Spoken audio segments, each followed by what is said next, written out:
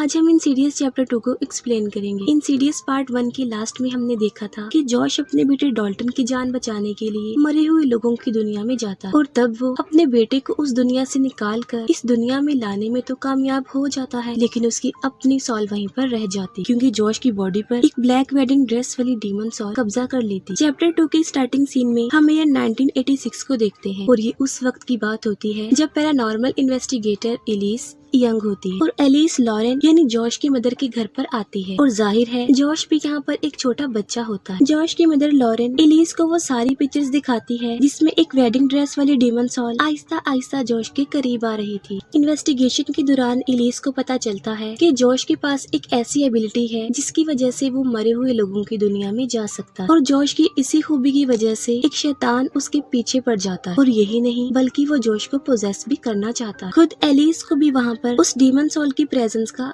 एहसास होता है जो कि एलिस को मेंटली टॉर्चर करती है। जॉश की जान बचाने के लिए लॉरेन और एलिस मिलकर इस इंसिडेंट से रिलेटेड सारी मेमोरीज और जॉश की दूसरी दुनिया में जाने वाली खूबी को मिटा देती। इसके बाद हमें 25 साल यानी प्रेजेंट का सीन दिखाते हैं जहाँ पर पुलिस एलिस के मर्डर को लेकर रनाई से इन्वेस्टिगेशन कर रही होती है। रनाई पुलिस ऑफिसर को अपने घर में होने वाली अजीबोगरीब चीजों के बारे में बताती है, लेकिन पुलिस ऑफिसर उसकी बातों पर यकीन नहीं करता बल्कि वो रनाई को कहता है कि अगर एलिस का गला दबाने वाले फिंगरप्रिंट जॉश की फिंगरप्रिंट से मैच हो गई तो पुलिस उसे नहीं छोड़ेगी। जॉश अपनी पूरी फैमिली के साथ अपनी मदर के घर में शिफ्ट हो जाता है, लेकिन इस घर में भी रनाई अजीबोगरीब चीजों को महसूस करती है। म्यूजिक प्लेयर और पियानो अपने आप ही बजने लगती है और उसकी छोटी बेटी किसी को देखकर रोने लगती है और झूले से अपने आप ही गिर जाती है। ये सब बातें रनाई जॉश को बताती है, लेकिन वो उसकी बातों पर बिलीव नहीं करता बल्कि उससे लड़ने लगता है। जॉश रनाई को बताता है कि जब वो मरे हुए लोगों की दुनिया से वापस आया था तब उसके पीछे एक भूत आ गया था जिसने एलिस को मार डाला और अब सब कुछ नॉर्मल हो गया है और तब रनाई को ना चाहते हुए भी जॉश की बात माननी पड़ती है। फिर हम देखते हैं कि एलिस के साथी यानी पैरानॉर्मल इन्वेस्टिगेटर एलिस के घर पर जाते हैं और जब वो घर के अंदर होते हैं तब एक रूम का दरवाजा अपने आप से ही खुल जाता है और जब वो दोनों उस रूम के अंदर जाते हैं तब उन्हें ईयर 1986 की एक टेप मिलती है और ये वही वीडियो टेप होती है जिसे एलिस ने जॉश के इन्वेस्टिगेशन के दौरान बनाया था जब वो छोटा था। इस वीडियो में वो दोनों इन्वेस्टिगेटर नोटिस करते हैं कि जॉश के पीछे कोई खड़ा हुआ है जिससे वो कोई बात कर रहा है। लॉरेन जो कि डॉल्टन के पास होती है जब वो सो रहा होता है और वो नींद में लॉरेन को बताता है कि उसके पीछे कोई है यानी लॉरेन के पीछे। और फिर लॉरेन को अपने घर में एक व्हाइट ड्रेस वाली औरत नजर आती है। तब लॉरेन काफी डर जाती है और इस बात को वो जॉश को बताती है, लेकिन जॉश उसकी किसी भी बात पर यकीन करने को तैयार नहीं था बल्कि वो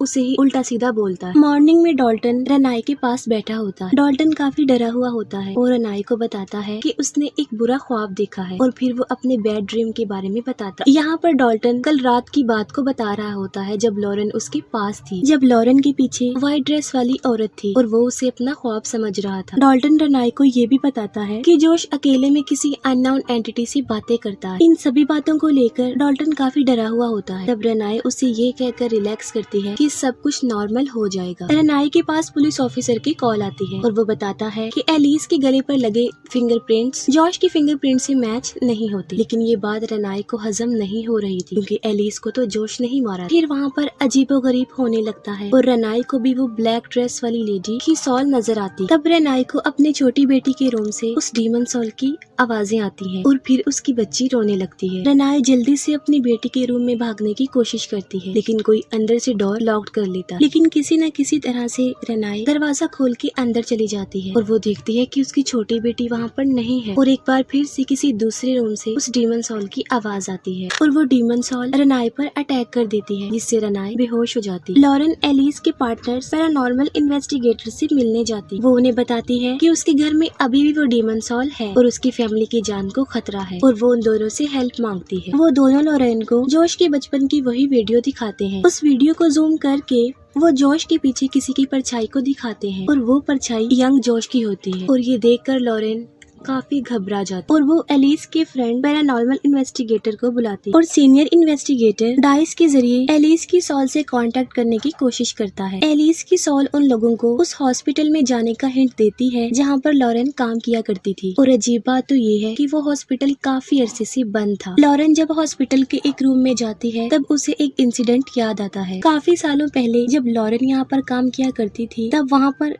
एक पार्कर नाम का पेशेंट एडमिट था, जो कि नेचर वाइज काफी अजीब था। और एक दिन जब जॉश भी लॉरेन के साथ वहाँ पर आया था, तब वही पेशेंट अचानक से जॉश पर अटैक कर देता है। और इस बात की कई दिनों बाद लॉरेन को वो पेशेंट हॉस्पिटल की लिफ्ट में नजर आता है। और लॉरेन जब उससे कोई बात करती है तो वो उसका कोई रिस्पॉन्स नहीं दे रहा था। तब लॉरेन उसकी कंप्लेन एक सिस्टर को करती है कि पेशेंट पार्कर रेस्ट करने की बजाय हॉस्पिटल में घूम रहा है। तब आगे से सिस्टर एक हैरान कर देने वाली बात बताती है कि उस पेशेंट ने तो कल ही सुसाइड कर लिया और अब वो इस दुनिया में नहीं रहा। फिर हम देखते हैं कि जॉश को कोई डीमन सॉल उसकी फैमिली को खत्म करने की धमकियां दे रही थी। रेनाए जब होश में आती है तब वो काफी डरी हुई होती है और जॉश उसे समझाने की कोशिश करता है। और रेनाए अपनी छोटी बेटी को देखने के लिए उसके रूम की तरफ भागती है और वो देखती है कि उसकी बेटी बिल्कुल सही सलामत है। रेनाए जॉश को बताती है कि एक व्हाइट ड्रेस वाली औरत ने उस पर अटैक कर दिया था और अभी भी कुछ नॉर्मल नहीं हुआ है। तब जॉश उसकी बातों पर एग्री ना होते हुए कहता है कि वो इन सॉल्स को इग्नोर करे। और तभी अचानक से पियानो की बजने की आवाज आती है और जब वो दोनों जाकर देखते हैं तो वहाँ पर कोई भी नहीं होता। तब रेनाए पियानो पर वही म्यूजिक प्ले करती है जो उस वक्त बज रहा होता है और जॉश उसे वो म्यूजिक बंद करने के लिए कहता है। तब रेनाए जॉश से एक क्वेश्चन करती है। वो कहती है कि गेस करो ये कौन सा सॉन्ग है, लेकिन जॉश को कुछ याद नहीं आ रहा होता। इस बात पर रेनाए काफी अपसेट और हैरान हो जाती है क्योंकि ये सॉन्ग उसने जॉश के लिए ही बनाया था। दूसरी तरफ वो सारे पैरानॉर्मल इन्वेस्टिगेटर लॉरेन को लेकर उसी पेशेंट पार्कर के घर में जाते हैं। और जब एलिस के दोनों साथी ऊपर वाले रूम में जाते हैं तब उन्हें वहाँ पर एक बच्चे का रूम मिलता है। लेकिन हैरत की बात तो ये है कि उस रूम में सारे टॉयज गर्ल्स के थे, लेकिन पार्कर तो एक आदमी था। और इन दोनों को वहाँ पर एक छोटी बच्ची का घोस्ट नजर आता है जो इन दोनों से कहता है कि तुम यहाँ से चले जाओ वरना वो मुझे मजबूर कर देगी तुम लोगों को जान से मारने पर। ये दोनों डर कर उस रूम से भाग जाते हैं। कुछ आवाजों की वजह से डॉल्टन की आंख खुल जाती है और डॉल्टन को वहाँ पर किसी का भूत नजर आता है जो कि डरी हुई होती है और उससे हेल्प मांगती है। लेकिन तभी अचानक से वहाँ पर बहुत सारे डेमन सॉल्स आ जाती हैं और वो डॉल्टन पर अटैक कर देती है। डॉल्टन चिल्लाते हुए खुद को सेव करने की कोशिश करता है और तभी वहाँ पर रेनाए आकर उसे रिलैक्स करती है। पार्कर के घर में लॉरेन को एक बड़ी सी पिक्चर नजर आती है और उस तस्वीर में वो व्हाइट ड्रेस वाली औरत की तस्वीर होती है और साथ में उस बच्चे की जिसे उन दोनों इन्वेस्टिगेटर्स ने देखा था। तभी लॉरेन को मारने के लिए कोई एविल पावर उस पर झूमर गिराती, लेकिन एलिस का फ्रेंड उसे बचा लेता है। और तब इन लोगों को इस बात का रियलाइज होता है कि इन्हें यहाँ पर एलिस की सॉल ने नहीं बुलाया बल्कि पार्कर की मदर उस व्हाइट ड्रेस वाली औरत की सॉल ने बुलाया है जो कि एक डीमन सॉल है। इन लोगों को वहाँ पर एक सीक्रेट रूम मिलता है। उस रूम में इन लोगों को एक ब्लैक वेडिंग ड्रेस और एक बॉक्स में काफी पुराने न्यूज़पेपर्स भी मिलते हैं। तब एलिस की फ्रेंड को ये पता चलता है कि पार्कर औरत बनकर ये ब्लैक वेडिंग ड्रेस पहनता था और यंग फीमेल्स को मारता था और ये सब कुछ पार्कर से उसकी मरी हुई मदर की सॉल्व करवाती थी। और जॉश के पीछे जो ब्लैक ड्रेस वाली औरत बचपन से लगी हुई थी वो कोई और नहीं बल्कि पार्कर का भूत था। और यहाँ पर एलिस की फ्रेंड को ये बात भी पता चलती है कि जॉश की बॉडी को पार्कर की सॉल ने पोजेस कर लिया और इसी वजह से जॉश की सॉल मरे हुए लोगों की दुनिया में ही फंस गई है। नेक्स्ट डे लॉरेन ये सारी बातें रेनाए को बता देती है और ये भी कहती है कि जॉश के अंदर किसी और की सॉल है और उन सबकी जान को खतरा है और वो बच्चों को जॉश से दूर रखने का कहती है। दूसरी तरफ एलिस के साथी और उसका फ्रेंड जॉश के घर पर जाते हैं ताकि वो जॉश में से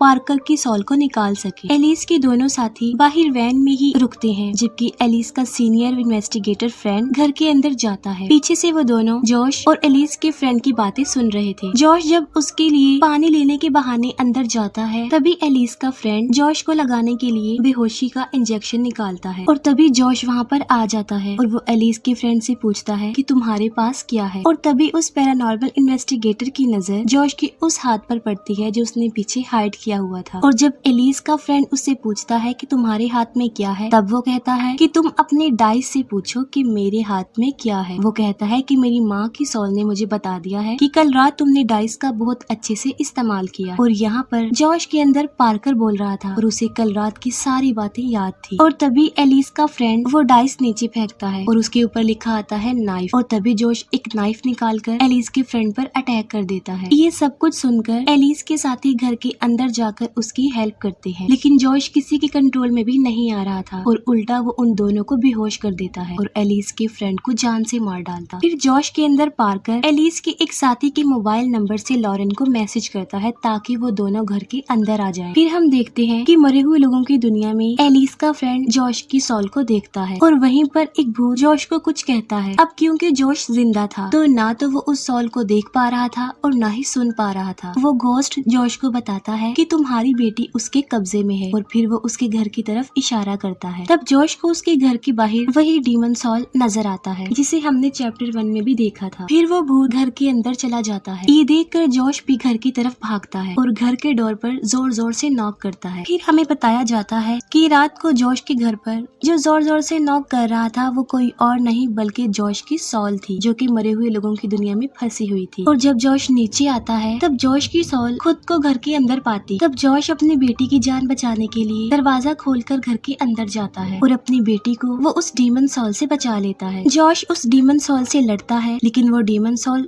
जॉश से कई ज्यादा पावरफुल था। और तभी वहाँ पर एलिस की सॉल आकर जॉश की सॉल को बचाती है। फिर एलिस जॉश को कहती है कि ये तुम्हारी दुनिया नहीं है, इसलिए तुम वापस अपनी दुनिया में जाओ और अपनी बॉडी से पार्कर की सॉल को निकालकर इस दुनिया में भेजो। लेकिन ये करने के लिए जॉश को पार्कर के घर पर जाना है, लेकिन जॉश को तो इस बारे में कुछ भी याद नहीं आ रहा था। और तब एलिस की सॉल जॉश को छोटे जॉश से मिलवाती है, और ये वो टाइम होता है जब छोटे जॉश के पीछे यंग जॉश पूछने आता है उस ब्लैक वेडिंग ड्रेस वाली औरत के बारे में। जॉश उस बच्चे जॉश से उसकी लोकेशन पूछता है कि वो कहाँ पर। तब छोटा जॉश उसे बता देता है कि वो कहाँ पर। दूसरी तरफ लॉरेन और रेनाई घर के अंदर जाते हैं और अब पार्कर ने पूरी तरह जॉश की बॉडी को पोजेस कर लिया था और वो उन दोनों पर अटैक कर देता है। जॉश लॉरेन को एक रूम में बंद कर देता है और वो रेनाई को मारने ही वाला होता है, तभी डॉल्टन वहाँ पर आ जाता है और जॉश के सर में बैट मारता है। और तब रेनाई अपने बच्चों को लेकर स्टोर रूम में भाग जाती है। दूसरी तरफ मरे हुए लोगों की दुनिया में जॉश की सॉल एलिस और उसकी फ्रेंड की सॉल के साथ पार्कर के घर में जाती है और वहाँ पर ये लोग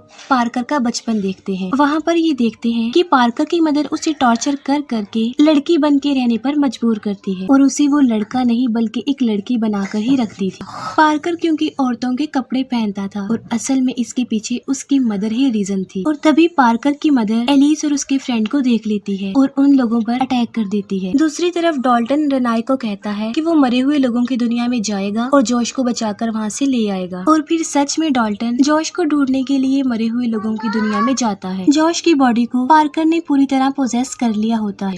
मरे हुए लोगों की दुनिया में पार्कर की मदर जॉश को मारने वाली होती है, जबकि रियल वर्ल्ड में पार्कर से डॉल्टन को मरवाने वाली होती है। और तभी मरे हुए लोगों की दुनिया में एलिस आकर जॉश को बचाती है और एलिस पार्कर की मदर को इतना मारती है कि वो कमजोर हो जाती है। और अपनी मदर के कमजोर होते ही रियल वर्ल्ड में पार्कर भी कमजोर होने लगता है। और तभी वहाँ पर लॉरेन पहुँचती है और वो डॉल्टन की बॉडी को बचाती है। मरे हुए लोगों की दुनिया में एलिस अपने फ्रेंड और जॉश को कहती है कि तुम दोनों अभी जिंदा हो, इसलिए वापस अपनी दुनिया में चले जाओ। और तभी ये दोनों बहुत सारे भूतों के बीच से गुजरते हुए रियल वर्ल्ड का रास्ता ढूंढ रहे होते हैं। और तभी वहाँ पर डॉल्टन आ जाता है जो अपने फादर और एलिस की फ्रेंड को रियल वर्ल्ड में ले जाता है। जॉश अपनी बॉडी में वापस आ जाता है और अब सब कुछ नॉर्मल हो जाता है। दूसरी तरफ एलिस का फ्रेंड जॉश और डॉल्टन की दूसरी दुनिया में जाने वाली सारी मेमोरीज को खत्म कर देता है ताकि ये फिर दोबारा कभी उस दुनिया में ना जा सके। फिर हम एलिस के साथियों को देखते हैं जो कि एक घर में जाते हैं ताकि वहाँ पर रहने वाली एक लड़की के अंदर से वो पैरानॉर्मल चीजों की हेल्प कर सके। वहाँ पर उन लोगों के साथ एलिस भी होती है जो और किसी को नजर नहीं आ रही होती बल्कि उस छोटी बच्ची को ही नजर आ रही होती है। और इसके साथ ही ये मूवी यहीं पर एंड हो जाती है।